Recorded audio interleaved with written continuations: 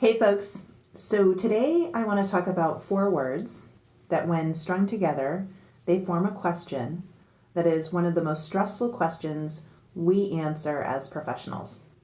And those 4 words are, what do you do? What do you do?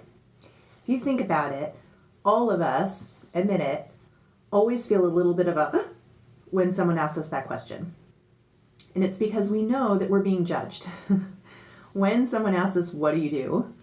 The response we give is going to be evaluated. Up in their head, they're going to think about what we're saying, and based on what they know or don't know about us and about whatever it is we say that we do, they're going to form an opinion about us. So stands to reason that answering this question in a way that we feel is impressive becomes a big priority. And this is exactly why so many people are struggling to have the career growth that they want. We get so wrapped up in this professional identity, this need to answer this question, what do you do, in a way that impresses others, that we subconsciously make choices to reinforce that without first stepping back and saying, but is this right for me? Is this what I need right now? Is this going to serve my career? Is this going to impress me? And I know this from firsthand experience.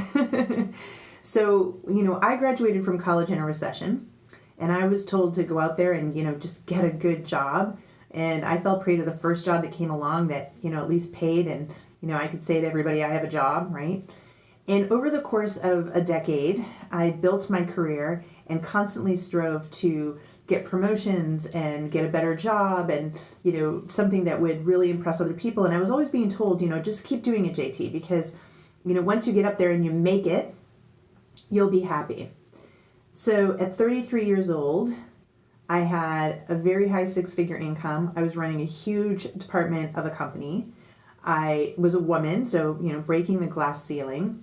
I had a company car. I had all sorts of perks and benefits. But you know what I also had? I had a new husband that I never saw. I had a house that I was never in. I was completely out of touch with my friends and my family.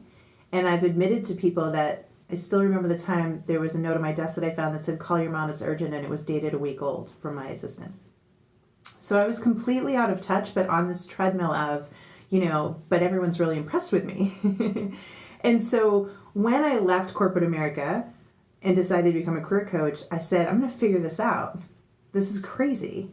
I don't want to spend the next 20, 30, 40, 50 years of my life trying to impress other people and being miserable. And that's literally what was the catapult for me to become a career coach. That and the fact that I realized nobody was teaching this stuff in school. How did I go to high school and college and nobody was talking about how to define career satisfaction and build a career that played to my strengths, my values, my needs, so that I could feel happy and fulfilled?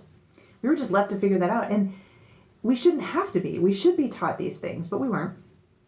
That's what actually drove me to do this, and that's why I'm here today, many years later.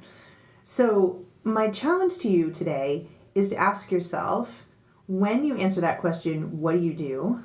What's your response? And if you're comfortable sharing it in the comments below, I would love to see it. I want you to think about that answer, and I also want you to ask yourself, how good do I feel when I give that answer? Am I like 100% knocking it out of the park? I love to tell people what I do because I'm feeling so good, it's completely in sync. Or am I like, or am I completely like, I hate that question? So, share that with me below. I want to hear that from you, because tomorrow's video, I'm going to talk about how to actually answer that question correctly. Most people answer that question incorrectly. I'm going to teach you how to answer it the right way.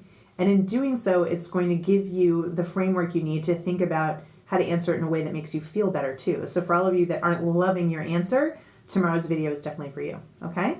All right, so there you have it. What do you do? I want to see your responses down below, and I want you to be honest with me. On a scale of 1 to 10, 10 being like you love your answer, you think it's the best answer ever, and 1 being my answer stinks, I hate saying what do I do, tell me where you rank, 1 to 10, all right, along with your definition, and I'll see you back here soon.